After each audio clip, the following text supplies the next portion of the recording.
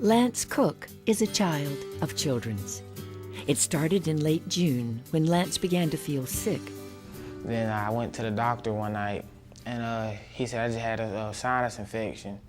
Then he sent me home with some medication. Then that next day, I kept throwing up and stuff, and I couldn't really walk.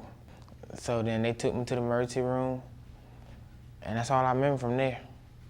Mr. Cook met his family at the local hospital, where doctors were preparing Lance for transport to Children's Hospital in Birmingham. Then the ER doctor said to the doctor from Southeast Pediatrician would be down to talk to you. At that point, I got very nervous and upset because I know that wasn't nothing good at all when he hesitated on telling us what was wrong.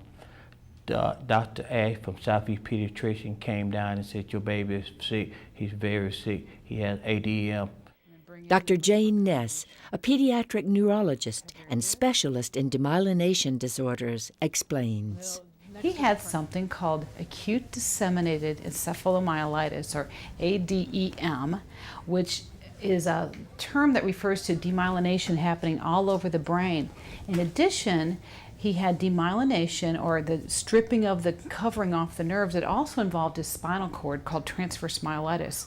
Lance remembers nothing of going to the local ER, being transported to Children's, or beginning his first round of medications. So about a week went by, and I started to get more nervous that, that he might not get better. And I know that sometimes with, if the high-dose steroid doesn't work, sometimes there's another thing that you can try called immune globulin, or IVIG. And we gave him IVIG over the weekend, and then still nothing happened.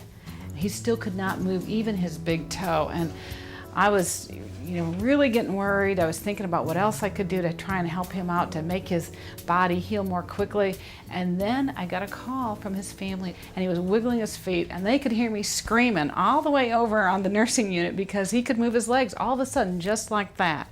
God just really gave me the strength and the heart to carry on, because I knew I couldn't give up and be in that chair, because I didn't want to be in that chair forever. So I went to work. It was more wonderful seeing him walk the second time than it were the first time.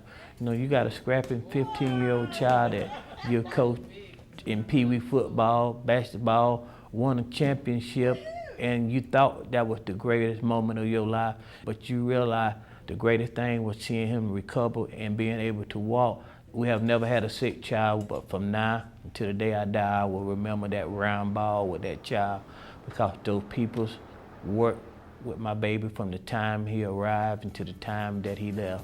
Much better. For right now, I'm just delighted with how well he's doing, and I really expect he's going to make a full recovery.